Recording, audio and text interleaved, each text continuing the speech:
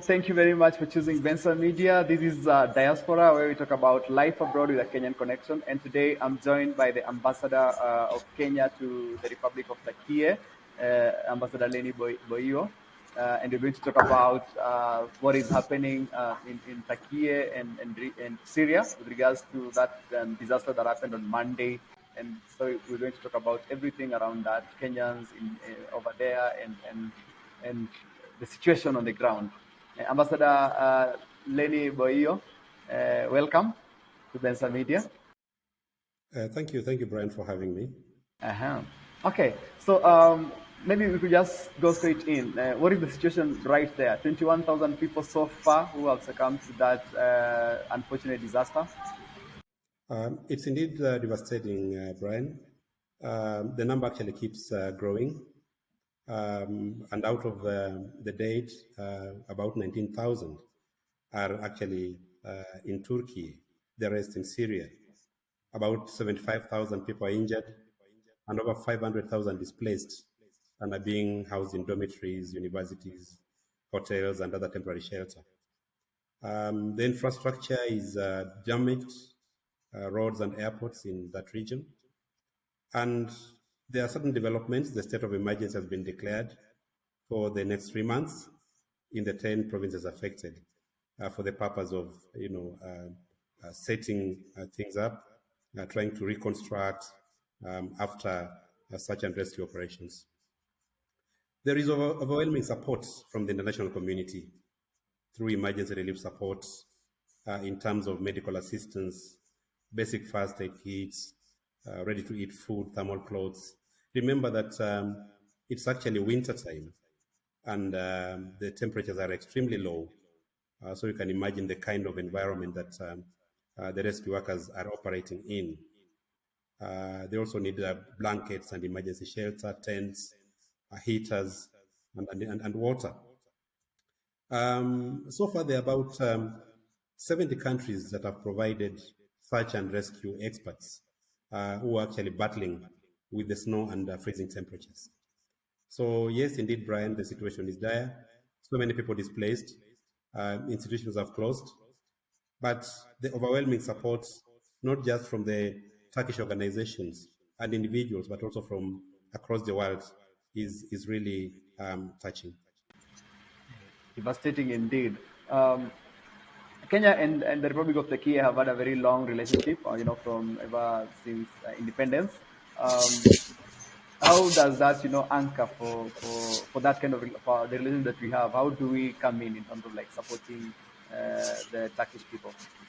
As you rightly said, Kenya and Turkey have very strong bilateral relations. Turkey set up its embassy in Kenya in the late 1960s. Kenya opened its embassy in Ankara in 2012. But our relations go back centuries ago, and that is something that historians are still working on. Following the tragedy, His Excellency the President, William Ruto, as well as the CS Minister of Foreign and Diaspora Affairs, Dr. Alfred Mutua, did send messages of sympathy, solidarity, and support, which is indeed a very strong diplomatic gesture that reflects our relationship. Other than that, the government of Kenya, through the CS Foreign Affairs, pledged support in terms of assorted foods, our tea, coffee, nuts, and also a search and rescue team from the Kenya Defense Forces. Currently, coordination under the Ministry of Foreign Affairs is taking place, involving different agencies, ministries, departments, and agencies to coordinate and ensure that the support that we promised does indeed arrive. Besides that, there will be an appeal for fundraiser. Well wishers to contribute in terms of finances to the search and rescue operations, and also emergency relief support to the people of Turkey. Yeah, and probably like the pressure that is on a lot of Africans and Kenyans and still Kenyans in particular. So Kenyans who are in diaspora and who are living in Turkey, do you know of their situation and their welfare? Yes, the embassy has been in contact with Kenyans working and living in and studying in the affected regions, basically in the areas of Adana, Diyarbakir, Gaziantep, Hatay, and Karnamarish, which is the epicenter of the earthquake. We're also tracing Kenyans in those areas uh, using those who are registered with the embassy and also through social media networks. We have provided emergency contact numbers across the embassy media platforms and also offering different kinds of support, counseling, and other support through regular communications with the Kenyans. We have actually specifically been in touch with 5 Kenyans in Gaziantep who are members of staff of the UNICEF, 4 student doctors from Adana, the 8 Kenyans in Hatay working in the domestic sector, 9 university students in Diyar Kabir, and 4 Kenyan students from Kahramanmarash,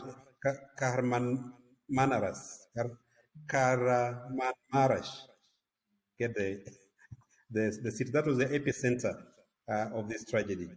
And what I can say is that so far we have 6 Kenyans from Diyarbakir and Kahramanmarash who have arrived in Ankara from the affected areas, and they're being hosted within Ankara.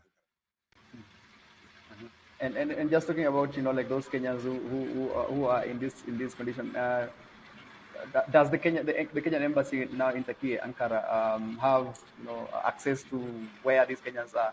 Just the other day, I was interviewing a Kenyan on this particular show who happened to live in Istanbul at some point, but that was way back, 2015, around there. And she expressed, the fact that sometimes it becomes whereas there is the registration, like you've arrived, there isn't so much to getting exactly where Kenyans are. So, do we know where all Kenyans are? Um, we do have fairly good information about where Kenyans are, largely using the different networks of the Kenyan community. Indeed, this morning I had a meeting with a representative of the Kenyan students, and we did exchange a lot of ideas about it. I also met the Kenyans who have been evacuated, who have actually relocated from the affected areas.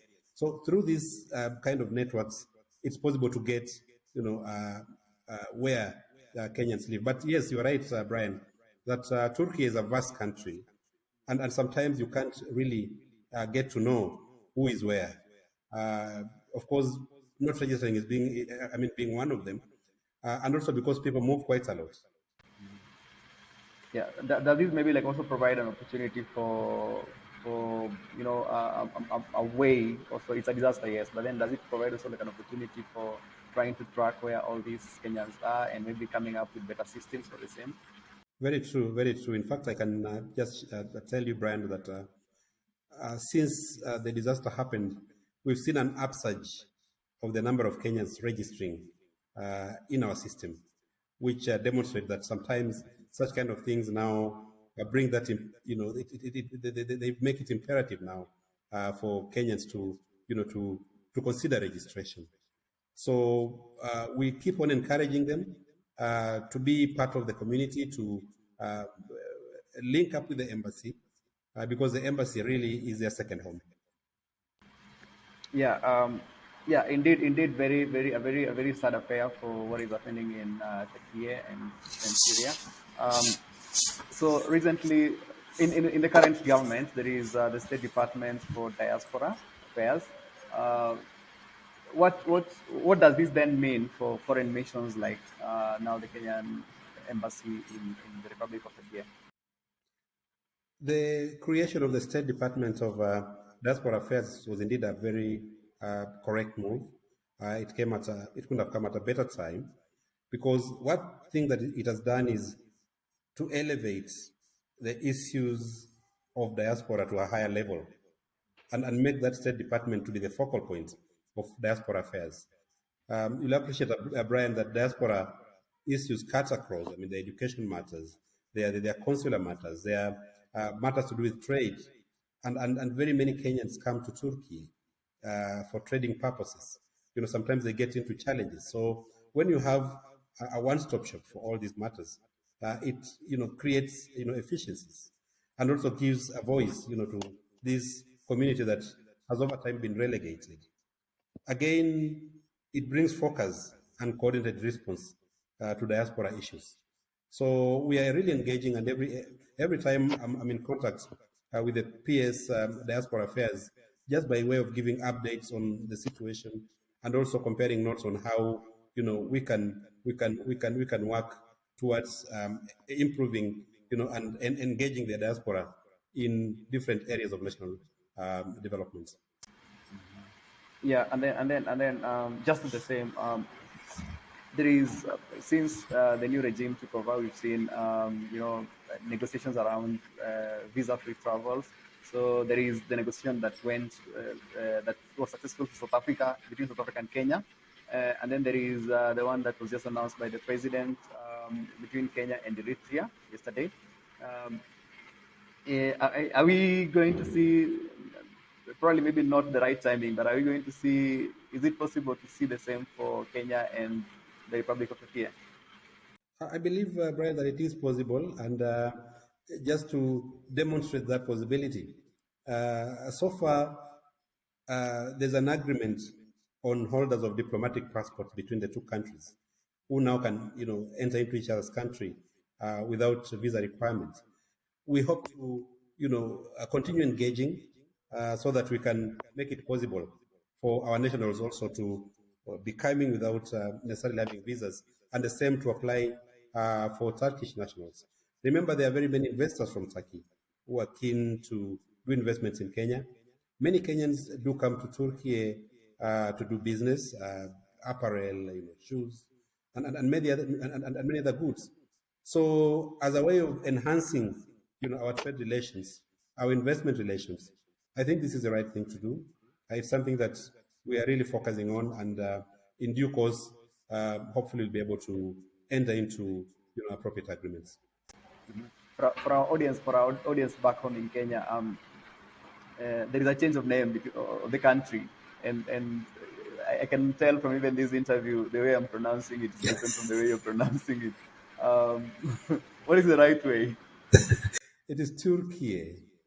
Turkey. There are many theories as to why they changed the name, which actually the UN really approved the use of the new name. One is that it was a way of distinguishing this great country from the bad, Turkey the bad. Yeah.